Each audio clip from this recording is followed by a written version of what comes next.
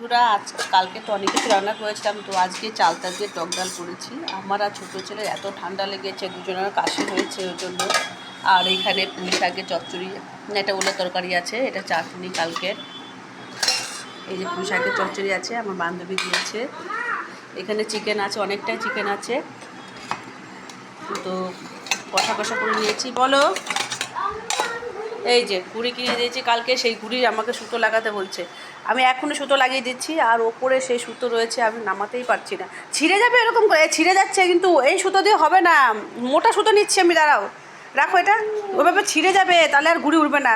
এই আমার সেলাই মেশিনের সুতো নিয়েছে রে, সুতো রয়ে গেছে কত উপরে। আমি তো নাটা আদমি খুদা কা দুশমন যাকে বলে, তো নামাতেই পারছি না।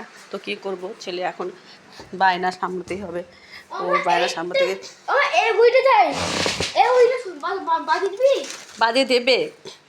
এবার এই সুতো নিয়েছি, এই সুতো দিয়েই বানিয়ে দিচ্ছি। এটা হচ্ছে আমার মালা গাঁথার সুতো ছিল, বল ভালো, কিছুই করবে না, ঘুড়ি উড়াতে পারবে না, শুধু এই তো বা বেঁধে দেবো, শুধু ঘরের মধ্যে একটুখানি এদিক ওদিক করবে।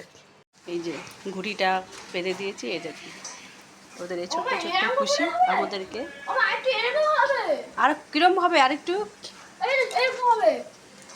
ও দাঁড়া, বাঁধাটা ঠিক হয়নি, তাহলে আরেকটু বেঁধে দিচ্ছি। ঘুড়ি তো আমি বাঁধতে পারি না, কোনো রকম বেঁধে দিয়েছি। তা ওদের এই ছোট্ট ছোট্ট খুশি আমাদের অনেক আনন্দ দেয়, কী করব। তো ছেলের জন্য অনেক কিছুই শিখতে হচ্ছে আর কি। তো যাই হোক বন্ধুরা, ভিডিওটা কেমন লাগলো জানাতে ভুলবেন না। ভালো থাকবেন, সুস্থ থাকবেন, সবাইকে শুভ দুপুরে শুভেচ্ছা জানাচ্ছি, টাটা।